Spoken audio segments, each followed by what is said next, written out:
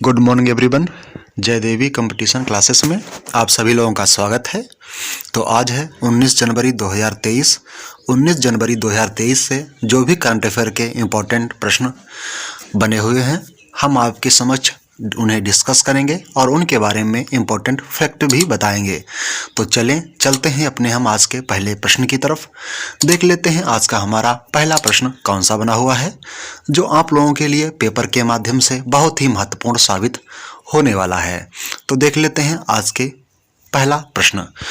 तो अगर आप लोगों ने अभी तक हमारे इस सेशन को लाइक शेयर नहीं किया है तो आप लोग इसे अवश्य कर लें। और हमने आज का अपना लक्ष्य रखा है 50 लाइकों का। 50 लाइकों का हमने आज का लक्ष्य रखा है। तो आप लोगों को ये सेशन अच्छा लगता है तो आप लोग इसे लाइक करना बिल्कुल ना भूलें। तो देख लेते हैं आज का पहला प्रश्न। देख लेते हैं आज का हमारा पहला प्रश्न कौन सा बना हुआ है। तो आज का हमारा पहला प्रश्न है, किस देश के राष्ट्रपति गुयेन जुआन फुक ने इस्तीफा दिया हुआ है। तो हाल ही में किस देश के गुयेन जुआन फुक ने इस्तीफा दिया हुआ है। तो ये कहाँ के हैं, मंगोलिया के हैं, या फिर इथोपिया के राष्ट्रपति थे, या फिर वियतनाम के राष्ट्रपति थे, या फिर इंडोनेशिया के। तो इसमें से किस देश के राष्ट्रपति गुयेन जुआन फुक ने हाल ही में इस्तीफा दिया हुआ है। तो ये ऑप्शन नंबर इसमें हमारा सही है 3, वियतनाम। वियतनाम के पूर्व राष्ट्रपति तो ये कौन थे, गुयेन जुआन फुक। इन्होंने हाल ही में इस्तीफा दे दिया है। तो ये हैं गुयेन जुआन फुक। देख लेते हैं अगला प्रश्न। देख लेते हैं अगला प्रश्न हमारा कौन सा बना हुआ है, जो पेपर के माध्यम से आप लोगों के लिए बहुत ही महत्वपूर्ण साबित होने वाला है। तो पहला प्रश्न है, अगला प्रश्न है, मलेशिया ओपन 2023 के पुरुष एकल का खिताब किसने जीता है। मलेशिया ओपन 2023 के पुरुष एकल का खिताब किसने जीता है। तो ये आजम यंग ने जीता है, या फिर विक्टर एक्सेलेसन ने जीता है, या फिर दोनों ने जीता है, या इनमें से कोई नहीं। तो इसमें हमारा ऑप्शन नंबर सही है 2, विक्टर एक्सेलेसन। विक्टर एक्सेलेसन ने मलेशिया ओपन 2023 के पुरुष एकल का खिताब हाल ही में जीता हुआ है। ये है विक्टर एक्सेलेसन। ओके, अगला प्रश्न देख लेते हैं। अगला प्रश्न देखते हैं हमारा कौन सा बना हुआ है आप लोगों के लिए महत्वपूर्ण। तो आप लोगों के लिए बहुत ही महत्वपूर्ण प्रश्न है। तो ये उपराष्ट्रीय सुरक्षा सलाहकार कौन बने हैं। उपराष्ट्रीय सुरक्षा सलाहकार कौन बने हैं। नितिन परांजपे बने हैं, या फिर पंकज मोहन बने हैं, या फिर पंकज कुमार सिंह बने हैं, या फिर अभय कुमार। तो इसमें से हमारा ऑप्शन नंबर कौन सही हो जाएगा। तो आप लोग देखें और बताएं कि इसमें हमारा ऑप्शन नंबर कौन सा सही हो जाएगा। उपराष्ट्रीय सुरक्षा सलाहकार हाल ही में कौन बना है। तो ये बने हैं पंकज कुमार सिंह। पंकज कुमार सिंह उपराष्ट्रीय सुरक्षा सलाहकार हाल ही में नियुक्त हुए हैं। ये हैं पंकज कुमार सिंह। अगला देख लेते हैं। तो अन्य महत्वपूर्ण नियुक्तियों में बीआरओ में तैनात होने वाली पहली महिला अधिकारी सुरभि जखमोला बनी हैं। रत्न एवं आभूषण परिषद के चेयरमैन संयम मेहरा को चुना गया है। और भारत पे ने सीईओ के रूप में नलिन नेगी को नियुक्त किया है। सियाचिन में तैनात होने वाली पहली महिला अधिकारी शिवा चौहान बनी हैं। और पंकज मोहन ने भारतीय वायुसेना की पश्चिमी कमान संभाली है। उत्तर प्रदेश की पहली महिला पुलिस कमिश्नर लक्ष्मी सिंह बनी हुई हैं। अगला प्रश्न देख लेते हैं। अगला प्रश्न हमारा कौन सा है। तो एस.डी. दामोदरन का हाल ही में निधन हुआ है, वे कौन थे। एस.डी. दामोदरन का हाल ही में निधन हुआ है, वे कौन थे। तो ये एक लेखक थे, या फिर साहित्यकार थे, या ऑप्शन नंबर 3 है वैज्ञानिक थे ये, या फिर ऑप्शन नंबर 4 है डॉक्टर। तो इसमें हमारा ऑप्शन नंबर सही है 3, डॉक्टर वो वैज्ञानिक थे ये।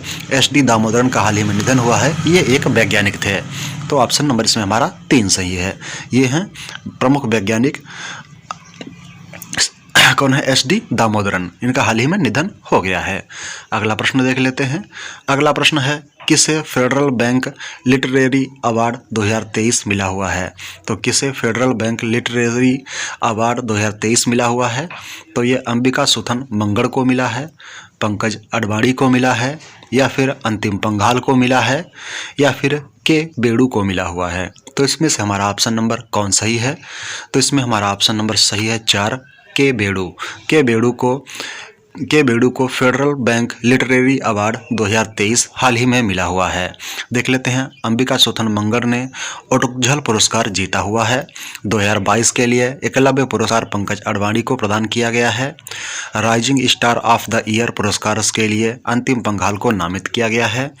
अवनी लेखरा को para sport person of the year का पुरस्कार हाल ही में मिला हुआ है। गांधी मंडेला पुरस्कार से दलाई लामा को हाल ही में नियुक्त किया गया है। किसे? तो दलाई लामा को नियुक्त किया गया है। प्रश्न देख लेते हैं। अगला प्रश्न हमारा कौन सा बना है? तो अगला प्रश्न है, मिस यूनिवर्स 2022 किसे चुना गया है? मिस यूनिवर्स 2022 किसे चुना गया है?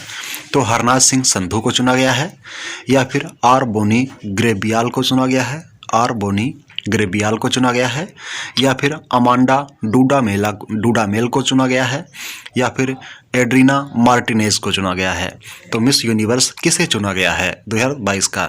तो ये ऑप्शन नंबर में हमारा 2 सही है, R Bonney Gabriel. R Bonney Gabriel को 2022 के लिए मिस यूनिवर्स चुना गया है।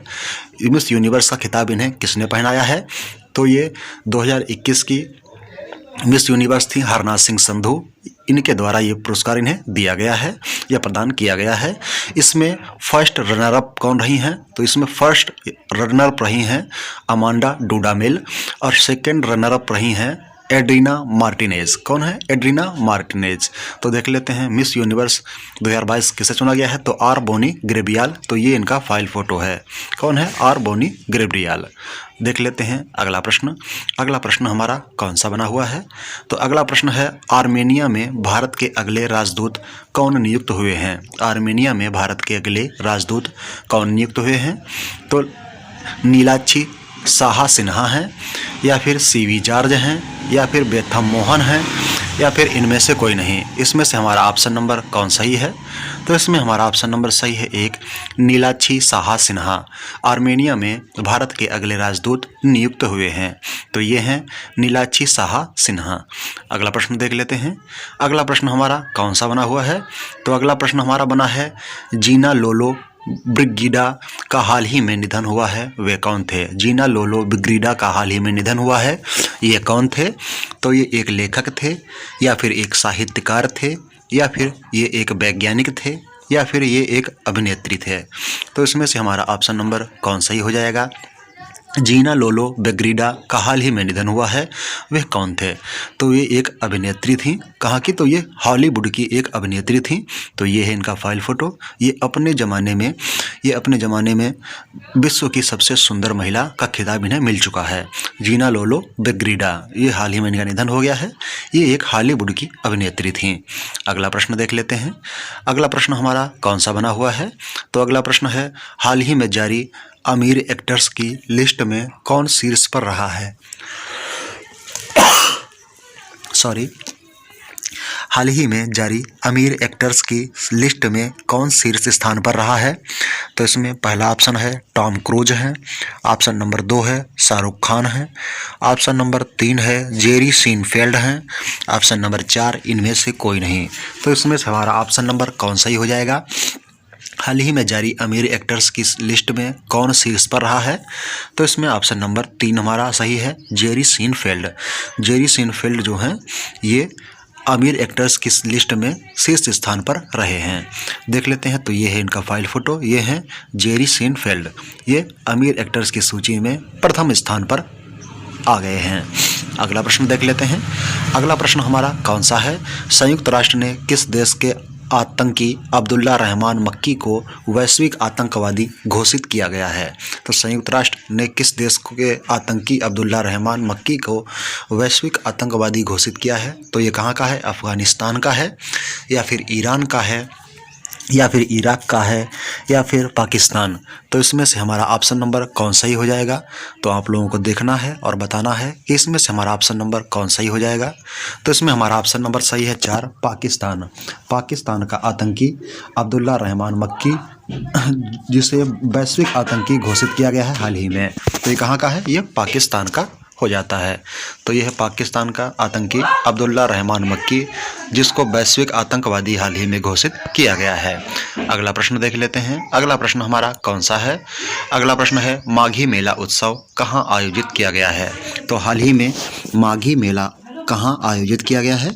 तो इसमें ऑप्शन नंबर 1 है पंजाब, ऑप्शन नंबर 2 है तमिलनाडु, ऑप्शन नंबर 3 है उड़ीसा और ऑप्शन नंबर 4 है छत्तीसगढ़। तो इसमें से हमारा ऑप्शन नंबर कौन सा ही हो जाएगा? माघी मेला उत्सव हाल ही में कहाँ आयोजित किया गया है?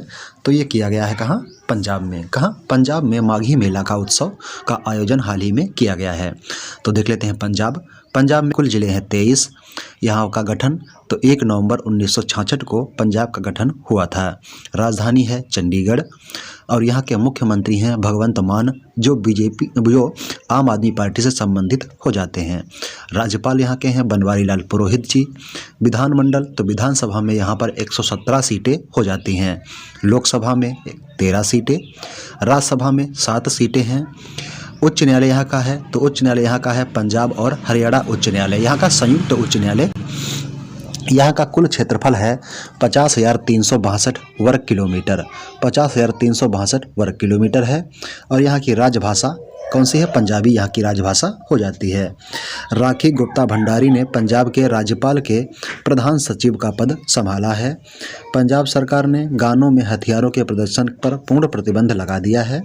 पंजाब सरकार ने अपने कर्मचारियों के लिए पुरानी पेंशन योजना की वापसी की हुई है और एशिया के सबसे बड़े कंप्रेस्ड बायो गैस प्लांट का उद्घाटन पंजाब में हुआ है। पंजाब 4 बागवानी स्टेट स्थापित करेगा। पंजाब सरकार ने राष्ट्रीय पुरस्कार प्राप्तकर्ताओं को मासिक वजीफा देने की घोषणा की हुई है। पंजाब ने एक विधायक एक पेंशन स्कीम लागू कर दी है। अगला प्रश्न देख लेते हैं। अगला प्रश्न हमारा कौन सा बना हुआ है? तो अगला प्रश्न हमारा है किस राज्य सरकार ने सभी ऑफलाइन सेवाएं समाप्त कर पूरी तरह डिजिटल हो गई हैं? तो ऐसा कौन सा राज्य है जिसने अपने यहाँ पर सभी ऑफलाइन सेवाएं समाप्त कर पूरी तरह वो डिजिटल हो गया है? तो ऐसा कौन सा राज्य है? पहला ऑप्शन है केरल, ऑप्शन नंबर 2 है तमिलनाडु, ऑप्शन नंबर 3 है उड़ीसा और ऑप्शन नंबर 4 है जम्मू और कश्मीर। तो इसमें हमारा ऑप्शन नंबर कौन सही हो जाएगा? तो इसमें हमारा ऑप्शन नंबर सही है 4 जम्मू कश्मीर। जम्मू कश्मीर सभी ऑफलाइन सेवाएं समाप्त कर पूरी तरह डिजिटल हो गया है। देख लेते हैं अगला प्रश्न। अगला प्रश्न हमारा कौन सा है? तो अगला प्रश्न है कहाँ क्या है? एएसआई ने 12 साल पुराने लघु स्तूपों की खोज की है।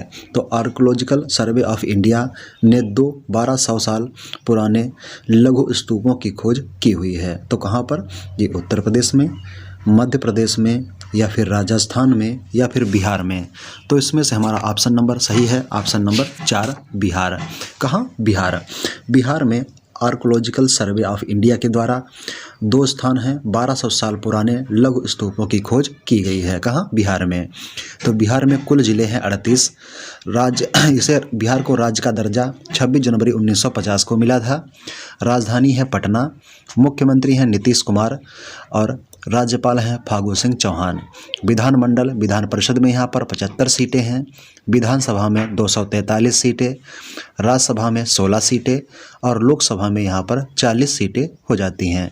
यहाँ का कुल क्षेत्रफल है 94,163 वर्ग किलोमीटर। कितना है? 94,163 वर्ग किलोमीटर। यहाँ की भाषा तो यहाँ की राष्ट्रीय भाषा है हिंदी, राज्य की भाषा हिंदी है और क्षेत्रीय भाषाओं में भोजपुरी, मैथिली, मगही आदि बोली जाती हैं। यहाँ का राजकीय फूल कचनार का फूल है, राजकीय फल आम का फल और राजकीय वृक्ष पीपल का वृक्ष हो जाता है। यहाँ का राजकीय पशु यहाँ का है गौर। कौन सा है? गौर है। राजविंदर सिंह भट्टी को बिहार के डीजीपी के रूप में हाल ही में नियुक्त किया गया है। गृह मंत्री अमित शाह ने बिहार के सारण में लोकनायक जयप्रकाश नारायण की प्रतिमा का हाल ही में अनावरण किया हुआ है। बिहार सरकार ने स्कूलों में अनिवार्य खेल पीरियड और नो बैग डे शुरू करने का फैसला लिया हुआ है। अगला प्रश्न देख लेते हैं। अगला प्रश्न हमारा कौन सा है? किस राज्य का कोल्लम भारत का पहला संविधान साक्षर जिला बना हुआ है? तो किस राज्य का है ये कोल्लम भारत का पहला संविधान साक्षर जिला बना हुआ है? तो ये केरल का है, या फिर तमिलनाडु का है, या फिर उड़ीसा राज्य का है, या फिर छत्तीसगढ़। तो इसमें से हमारा ऑप्शन नंबर कौन सही है? तो किस राज्य का कोल्लम जिला भारत का पहला संविधान साक्षर जिला बना है? तो ये है केरल का। ऑप्शन नंबर इसमें हमारा एक सही है, केरल। तो देख लेते हैं केरल का गठन हुआ था 1 नवंबर 1956 को। राजधानी है तिरुअनंतपुरम। मुख्यमंत्री हैं पिनरई विजयन। राज्यपाल हैं आरिफ मोहम्मद खान। विधानमंडल में तो विधानसभा में यहाँ पर 140 सीटें, राज्यसभा में 9 सीटें और लोकसभा में यहाँ पर 20 सीटें हो जाती हैं। यहाँ का उच्च न्यायालय कोचीन उच्च न्यायालय है। यहाँ का राजकीय पशु हाथी है। राजकीय पक्षी ग्रेट हॉर्नबिल है। राजकीय फूल कनीकोन्ना का फूल और राजकीय वृक्ष नारियल का वृक्ष है। राजकीय फल यहाँ पर कटहल का फल हो जाता है। राजकीय भाषा मलयालम है यहाँ की। और यहाँ का कुल क्षेत्रफल कितना है? तो यहाँ का कुल क्षेत्रफल है 38,863 वर्ग किलोमीटर। कितना है? 38,863 वर्ग किलोमीटर यहाँ का कुल क्षेत्रफल हो जाता है। अगला प्रश्न देख लेते हैं। अगला प्रश्न हमारा है, भारत का पहला रसद जल मार्ग और संचार स्कूल कहाँ लॉन्च हुआ है? तो ये कहाँ हुआ है? ये असम में हुआ है, या फिर मेघालय में, या फिर नागालैंड में, या फिर त्रिपुरा में। तो इसमें से हमारा ऑप्शन नंबर कौन सही है? तो आपको देखना है और बताना है कि इसमें हमारा ऑप्शन नंबर कौन सही हो जाएगा। भारत का पहला रसद एवं जल संचार स्कूल कौन सा बना हुआ है? तो आप देखें और बताएं। तो इसमें हमारा ऑप्शन नंबर सही है 4, त्रिपुरा। त्रिपुरा भारत का पहला रसद जल मार्ग और संचार स्कूल बना हुआ है, त्रिपुरा। तो त्रिपुरा के कुल जिले हैं 8। गठन इसका हुआ था 21 जनवरी 1972 को। राजधानी है अगरतला। मुख्यमंत्री हैं बिप्लब कुमार देव और राज्यपाल हैं रमेश बैस। कौन है? रमेश बैस हैं।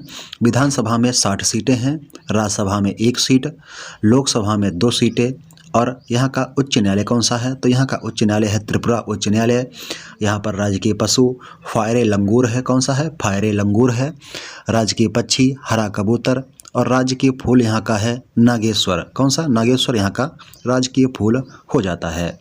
देख लेते हैं, चुनाव आयोग ने त्रिपुरा में मिशन 929 शुरू किया है।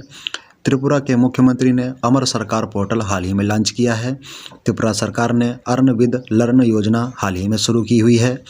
त्रिपुरा सरकार ने मोबाइल पशु चिकित्सा स्वास्थ्य सेवाएं शुरू करने की घोषणा हाल ही में कर दी है। त्रिपुरा राज्य सरकार ने मुख्यमंत्री चा श्रमिक कल्याण प्रकल्प योजना की शुरुआत की हुई है। देख लेते हैं अगला प्रश्न। अगला प्रश्न हमारा कौन सा बना हुआ है? तो भारत में सबसे ज़्यादा ऑनलाइन गेम खेलने वाला राज्य कौन सा बना है? तो हाल ही में भारत में सबसे ज़्यादा ऑनलाइन गेम खेलने वाला राज्य कौन सा बना हुआ है? तो इसमें उत्तर प्रदेश है। ऑप्शन नंबर 2 है मध्य प्रदेश। ऑप्शन नंबर 3 है राजस्थान और ऑप्शन नंबर 4 है महाराष्ट्र। तो इसमें हमारा ऑप्शन नंबर सही है, ऑप्शन नंबर 1 उत्तर प्रदेश। उत्तर प्रदेश भारत में सबसे ज़्यादा ऑनलाइन गेम खेलने वाला राज्य बन गया है। देख लेते हैं उत्तर प्रदेश। तो उत्तर प्रदेश का गठन हुआ था 24 जनवरी 1950 को और इसकी स्थापना कब मनाई जाती है? तो इसकी स्थापना मनाई जाती है 1 नवंबर 1956 से। कुल जिले हैं यहाँ पर 75। राजधानी लखनऊ गोमती नदी के किनारे बसा हुआ है। यहाँ पर मुख्यमंत्री हैं योगी आदित्यनाथ जो बीजेपी से संबंधित हैं। राज्यपाल हैं आनंदीबेन पटेल। यहाँ पर विधानमंडल में तो विधानसभा में यहाँ पर 404 सीटें और यहाँ पर विधान परिषद में 100 सीटें, राज्यसभा में 31 और लोकसभा में 80 सीटें यहाँ पर हो जाती हैं। यहाँ का कुल क्षेत्रफल है 2,40,928 वर्ग किलोमीटर। कितना है? 2,40,928 वर्ग किलोमीटर।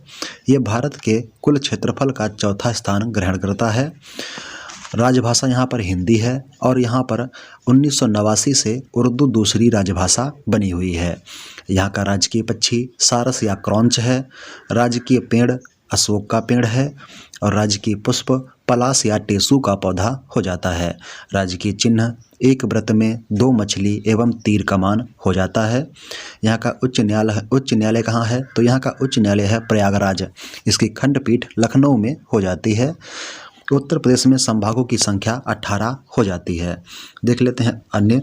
तो वाराणसी कैंट रेलवे स्टेशन को food standard security of India से ईट राइट स्टेशन का प्रमाण पत्र मिला हुआ है। उत्तर प्रदेश की पहली महिला पुलिस कमिश्नर लक्ष्मी सिंह बनी हैं। उत्तर प्रदेश सरकार ने रामायण और महाभारत सर्किट बनाने का निर्णय लिया है। 2023 खेलो इंडिया यूनिवर्सिटी गेम की मेजबानी उत्तर प्रदेश करेगा। उत्तर प्रदेश सरकार ने मथुरा वृंदावन को 2041 तक कार्बन न्यूट्रल टूरिज्म डेस्टिनेशन बनाने की घोषणा की हुई है। उत्तर प्रदेश सरकार ने पहले डेटा सेंटर का उद्घाटन ग्रेटर नोएडा में हाल ही में किया हुआ है। अगला प्रश्न देख लेते हैं। अगला प्रश्न हमारा कौन सा है? अजंता एलोरा फिल्म फेस्टिवल में किसे सर्वश्रेष्ठ फिल्म का गोल्डन कैलाश पुरस्कार मिला है? तो ये RRR को मिला है, या फिर नानेरा को मिला है, या फिर द कश्मीर फाइल्स को मिला है, या फिर इनमें से कोई नहीं। तो इसमें हमारा ऑप्शन नंबर सही है, ऑप्शन नंबर 2 नानेरा। नानेरा की एक शॉर्ट फिल्म है, ये कहाँ की? राजस्थान की नानेरा। तो इसे अजंता एलोरा फिल्म फेस्टिवल में सर्वश्रेष्ठ फिल्म का गोल्डन कैलाश पुरस्कार मिला हुआ है। अगला प्रश्न देख लेते हैं। अगला प्रश्न हमारा कौन सा है? तो किसने हाइड्रोजन चलित ट्रक का विकास करने की घोषणा की हुई है? तो हाल ही में किसने हाइड्रोजन चलित ट्रक का विकास करने की घोषणा की है?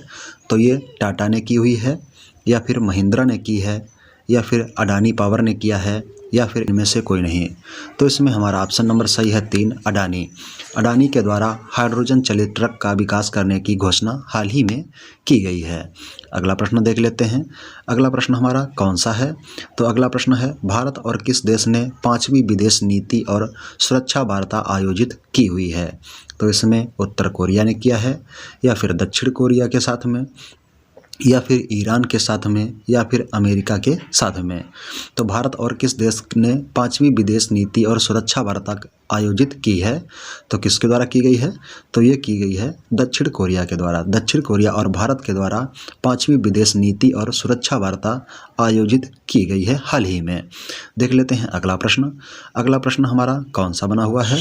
तो अगला प्रश्न हमारा है, कौन सा देश अपने देश पर जवाहरलाल नेहरू के चित्र वाला डाक टिकट जारी करेगा? तो ये बांग्लादेश करेगा, या फिर नेपाल करेगा, या फिर श्रीलंका करेगा, या फिर पाकिस्तान। तो इसमें से हमारा ऑप्शन नंबर कौन सही है? तो ऐसा कौन सा देश है जो 75वें स्वतंत्रता दिवस पर जवाहरलाल नेहरू के चित्र वाला डाक टिकट जारी करेगा? तो ये ऑप्शन नंबर 3 सही है, श्रीलंका।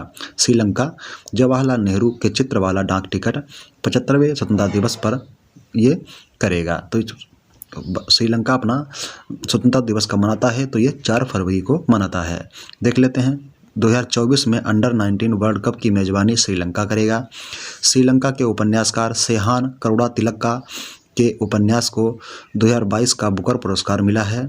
चीन को पछाड़कर भारत श्रीलंका के सबसे बड़े ऋणदाता के रूप में उभरा है। श्रीलंका ने देश में आने वाले पर्यटकों के लिए लंबा वीज़ा जारी करने का फैसला लिया हुआ है। तो देख लेते हैं अगला प्रश्न। अगला प्रश्न हमारा कौन सा है? तो अगला प्रश्न, किसने वुमेन्स IPL के मीडिया अधिकार 1951 करोड़ रुपए में खरीदे हैं? किसने वुमेन्स IPL के मीडिया अधिकार 1951 करोड़ रुपए में खरीदे हैं? तो ये वायकॉम 18 ने खरीदे हैं, या फिर पेटीएम ने खरीदे हैं, या फिर सैमसंग ने खरीदे हैं, या इनमें से कोई नहीं। तो इसमें से हमारा ऑप्शन नंबर सही है 4 वायकॉम 18। वायकॉम 18 ने वुमेन्स IPL के मीडिया अधिकार 951 करोड़ रुपए में खरीद लिए हैं। देख लेते हैं अगला प्रश्न। तो अगला प्रश्न, आज के प्रश्न हमारे यहीं समाप्त होते हैं। Thank you, thanks for watching, धन्यवाद। अगर आप लोगों ने अभी तक हमारे सेशन को लाइक, शेयर और सब्सक्राइब नहीं किया है तो आप लोग इसे अवश्य कर लें, और हमारा बेल आइकन भी दबा लें, जिससे आप लोगों को समय समय पर हमारा नोटिफिकेशन प्राप्त होता रहे। Thank you, thanks for watching, धन्यवाद। Have a nice day, good day, thank you. बड़ों का सम्मान करें, छोटों को प्यार दें। बड़ों का सम्मान करें, छोटों को प्यार दें। अपना व्यक्तित्व इस प्रकार से निर्मित करें कि आपके साथ में महिलाएं स्वच्छ, स्वस्थ और सुरक्षित महसूस कर सकें। Thank you, thanks for watching, धन्यवाद। Have a nice day, good day, thank you.